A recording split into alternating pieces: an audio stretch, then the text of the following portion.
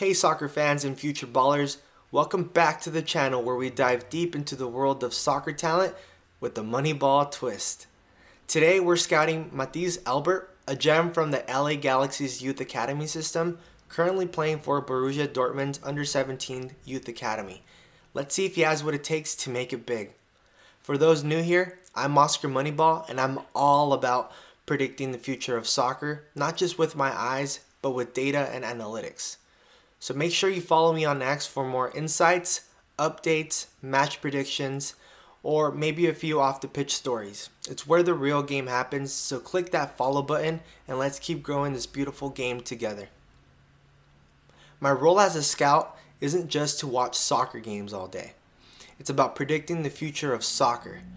I look for players who not only have the skills, but also fit the modern game's analytic-driven approach. In soccer, we break down a match into 4 phases. You're either attacking, you're transitioning into defense, you're defending, or you're transitioning into attacking. And it's these transitional phases where you often see raw talent shine. So let's see how Mathis Albert fares in these crucial moments. I'm so sorry for butchering that. Mathis Albert, according to the transfer window, is a 15-year-old winger currently playing for Borussia Dortmund. And according to his transfer market, we don't really have a transfer fee between the negotiation of LA Galaxy and Borussia Dortmund. So let's just see, let's put a number on this. Let's say he's about 100,000 euros. Maybe 100,000 euros. But let's see if that's under or overvalued based off his talent. So before we dive deep into these highlights that we find on YouTube, here's what I'm looking for. Does he have that Moneyball factor? What are his strengths? Is it his vision, passing accuracy, or something else? For weaknesses, every player has areas to improve on. Is it his defensive contribution, decision making, or his physicality? And what's that special power? What's that one trait that can make him a star? Is it his dribbling, shooting, or perhaps his ability to read the game? Let's check it out. So we have this highlight reel that I found on YouTube. And again, full disclosure, this is not how you professionally scout players. You ideally want to watch a whole match so you absorb all the phases of his game, the attacking, the defending, the transitional moments, and his mindset, his ability to communicate in body language, his energy on the field. So we're going to be limited with what the highlights give us. It's mostly going to be offensive contributions, not really him helping out in defense, but it'll help us see his transitional moments going forward, because there's a lot of clips. I saw some of these already where his team gets the ball and he's ready to attack, which is really great. So let's cut into that right away.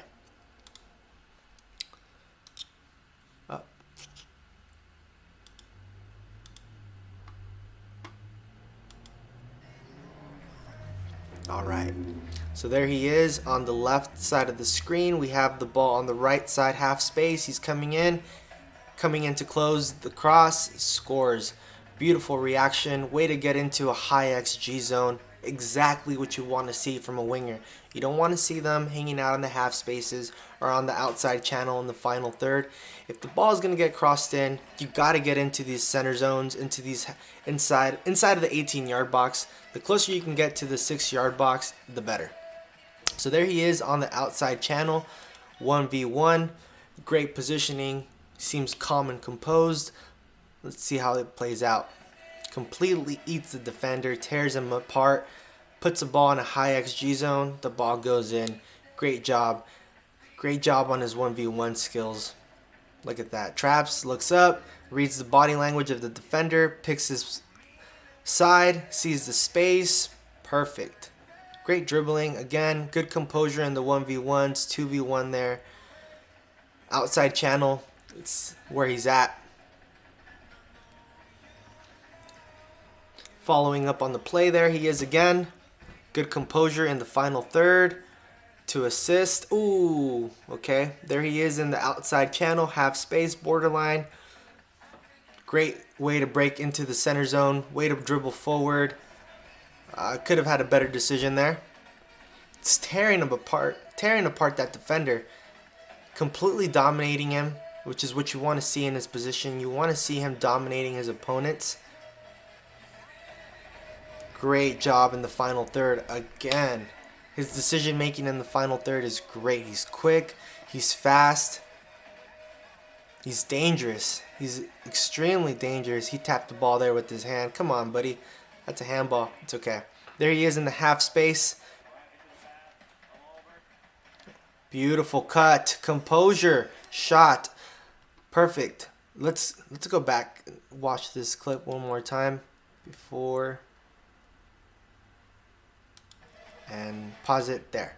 Perfect. So you have a back four, right? So the right defender for the Sporting Kansas City team has left, and there's a huge gap between the center defender and the right fullback, which Mathis Albert is occupying. He sees the space, his teammate sees the space, gives him a solid through ball.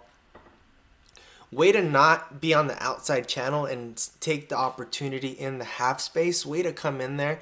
So he seems to occupy the outside channel, the left outside channel, because he's a left winger.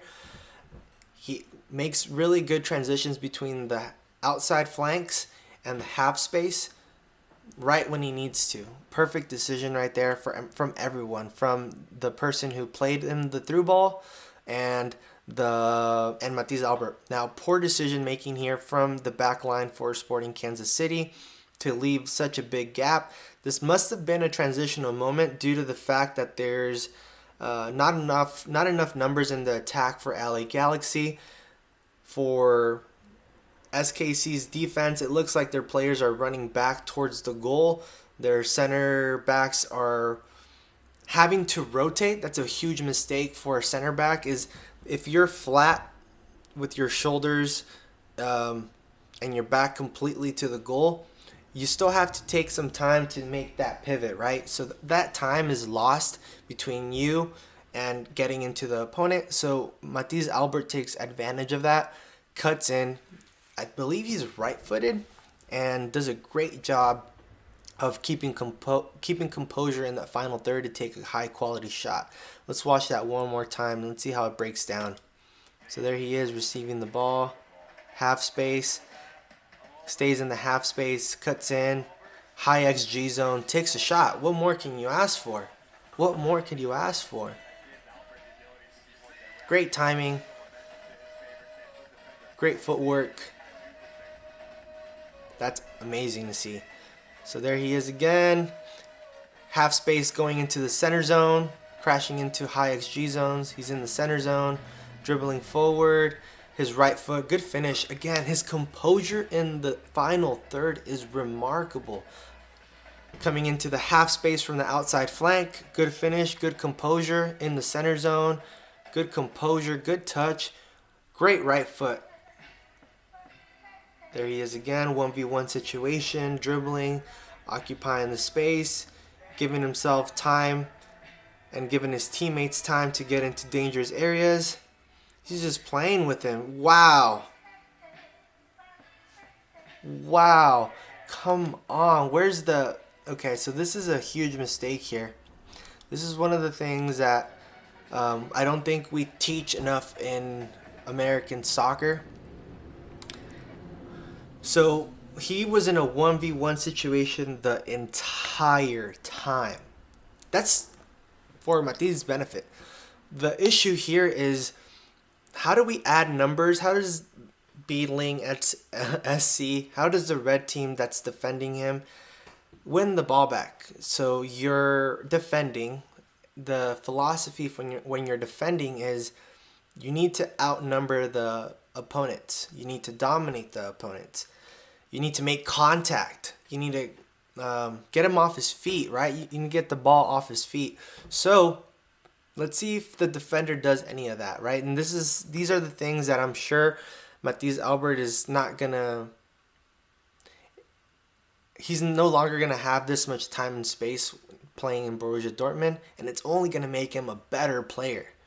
It's great to see this, but let's see this horrible defending from the red team.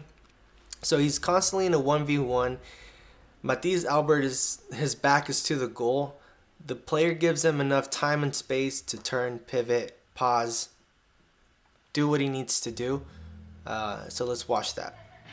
So there he is. Lets him turn, lets him face him. Is now the 1v1. There's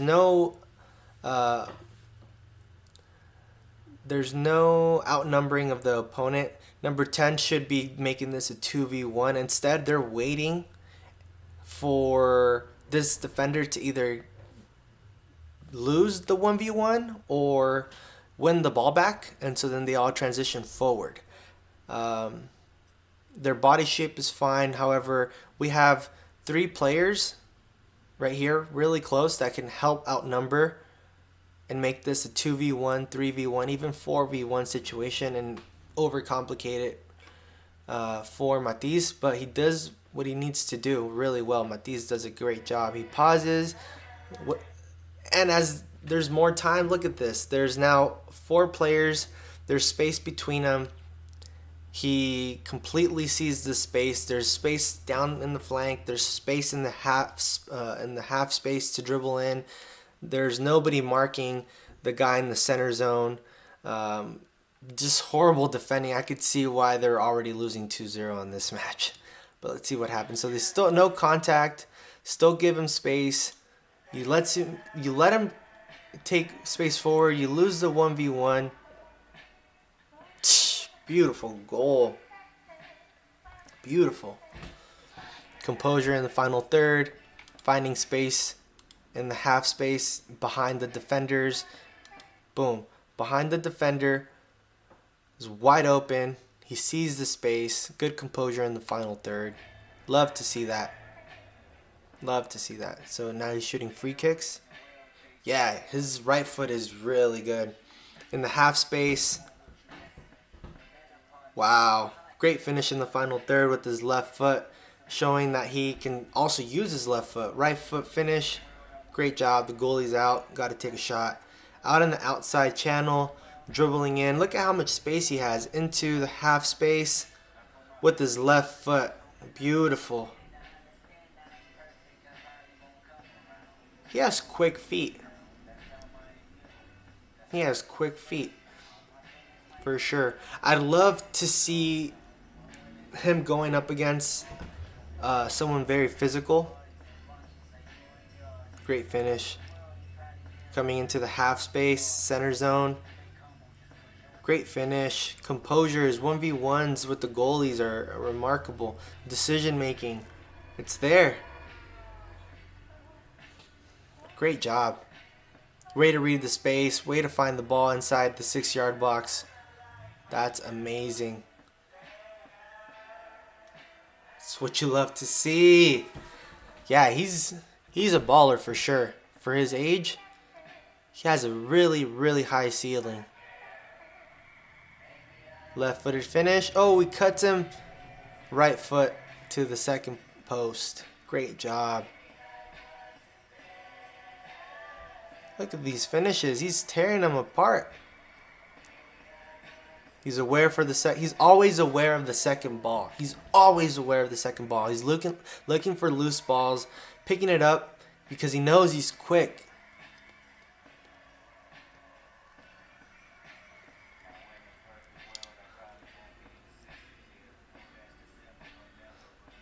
He crosses with his left. It's always on the ground. It's an easier pass than making a cross in the air. Left foot finish. Out in the outside channel. That is beautiful. Great job. Look at that. Time and space. No one's making contact. Again, it's one of the things that we need to teach here. We need to teach proper defending fundamentals. Give him time and space. You don't make contact with them. You could have pushed him off the ball there. At least force him to go back. Good long range pass. Good vision. He's aware of his space. His 1v1 capabilities are there. Yeah, this kid is a baller. Good composure in the final third. Breaking ankles. Good cross with his left. He's looking up. Boom. Boom. Man, this defender from New York Red Bulls had no chance. In the outside flanks, he excels. He is very skillful. Great dribbling. Great posture. Great energy so far. Man, I would take this guy over Jameer Johnson any day of the week. Any day.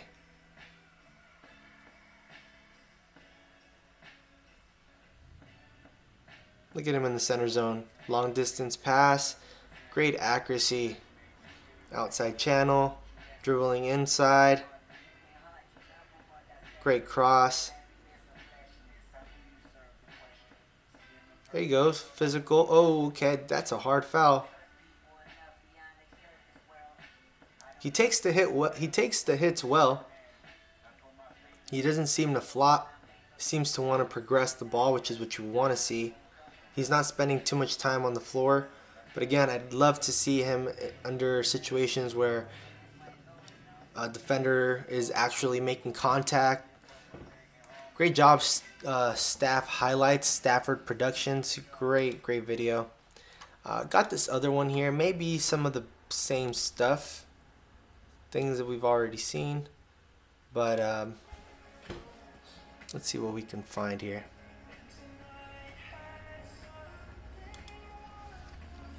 Yeah, his composure in the final third. Yeah, he destroyed that Portugal defender. That Portugal defender probably never got a call back into his national team after that game. Look at that. How many ankles have you broken, Mathis? I'm hyped on this kid. I'm hyped because he has flair, he has skill, he has vision, he has shots, he has short, long range passing. He has good energy. He follows through. He's tactically aware of what he needs to do. He dominates the opponent in the half space and the outside channel. Look at him I'd love to see him in a game from start to finish and see his energy and stuff, but based off what you see here, it's remarkable. Remarkable. Borussia Dortmund, great job on picking him up early. I'm sure he's going to have... Look at that. Look at that. Yeah, he's so composed. He's so composed in the 1v1s. He has long distance shot, set piece. I've seen him score an Olympico. In the final third, he's dangerous. Inside the 18-yard box, he's... Again, I think I'm just repeating the same stuff, but his finishing ability is really good. He's always aware of the second ball. Outside channel. Comes in. 2v1. Okay, see, in 2v1s, he maintains possession. Is what you want to see, right? You want him to make good decisions, not just always take the 1v1, but if he doesn't see the space, make a pass and maintain possession of the ball. Great job, Mathis. High ceiling for you, kid. High ceiling. Okay, let's...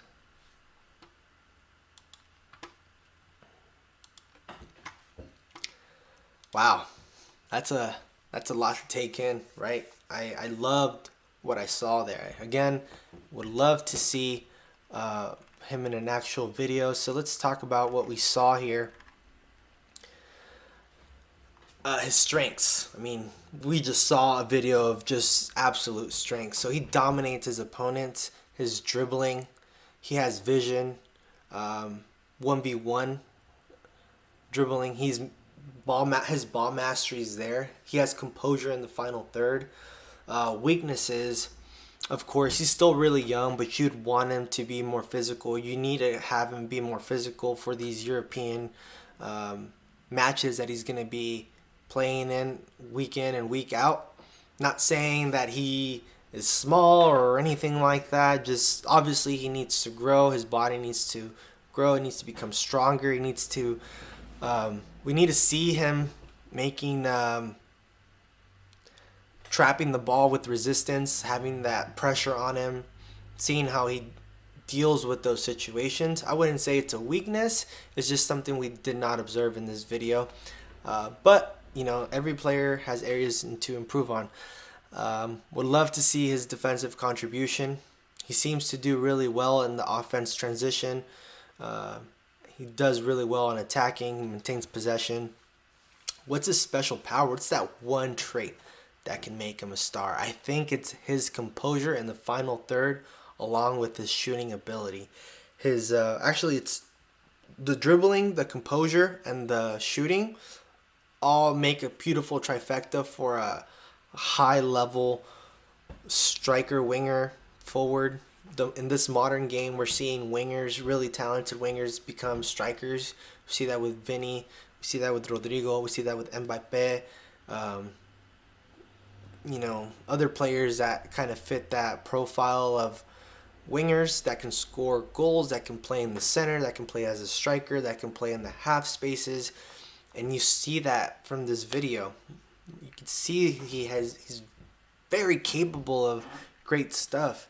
So after our deep dive, what's the verdict? His current grade, I've been giving a lot of D's in the past couple of videos because of just wanting to see more, right? When you see a lot of talent, a lot of young talent on a day-to-day basis, and your job is to see not just players from the U.S. but from other countries, it's really remarkable to see the levels that some of these kids are at different ages. So his current grade, this is where he stands now. I give him a solid C. A C because, and again, we're talking about not skill level, but what we can bring him into the transfer market for. These are monetary values because at the end of the day, soccer is a business. We have to buy low, sell high. And so actually I'm sure that Dortmund paid more than 100,000 euros, $100,000 for this kid. If they didn't, he's definitely undervalued. Potential grade. What I think he could achieve with the development that he is going to be receiving. He's in Borussia Dortmund. He's in potentially one of the best youth academies in all of Europe, aside from my beloved Ajax. But Borussia Dortmund is a proven factory of talent that comes in and comes out and comes in for low prices, goes out for high prices. It would be very smart for Mathis to stay there and develop for the years to come. He's super young. Similar to Diego Cochin that we made a video of him last week. Check it out in the videos and on the profile on the YouTube channel. But it's like once you've reached this not this ceiling, but you've reached a team. It's not a random team. It's a known team with proven results, a proven track record that they produce and develop great players. Why would you want to leave? Right? Your potential goes from wherever your current grade to sky's the limit.